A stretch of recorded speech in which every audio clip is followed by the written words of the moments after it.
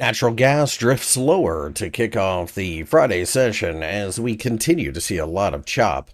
Before we start, a quick word from our sponsor. This video is brought to you by FXEmpire, the world's leading retail brokerage firm offering ultra-fast execution and no overnight fees. Look for a link in the description below. The natural gas markets have dropped a bit in the early part of the Friday session, and as you can see, the market is just hanging around the $3 level. The $3 level, of course, is a large, round, psychologically significant figure that a lot of options traders will be watching, as well as spot and open pit traders.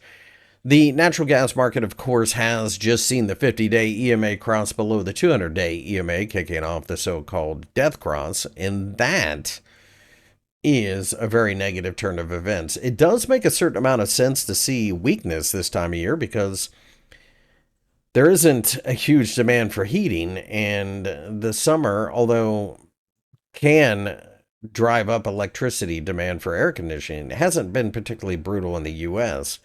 So I find that interesting that we are just hanging around this $3 level. Perhaps it's the floor in the market, but I do recognize that if we were to break down below the $2.85 level, then it will be a fresh new low, and we probably go looking to the $2.50 level. Rallies at this point in time are possible, but I think you also have to keep in mind that the 50-day EMA and the 200-day EMA crossing near the $3.34 level probably puts a bit of a lid on how far we can go to the upside. I like the idea of taking trades to the downside after rallies that show the first signs of exhaustion. That's probably how I'll be trading natural gas for the next several weeks.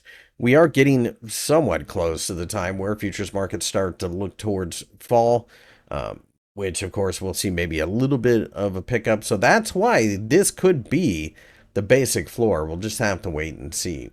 My name's Chris. I work for FXEmpire. If you enjoyed the video, give me a thumbs up and subscribe to the channel for more analysis.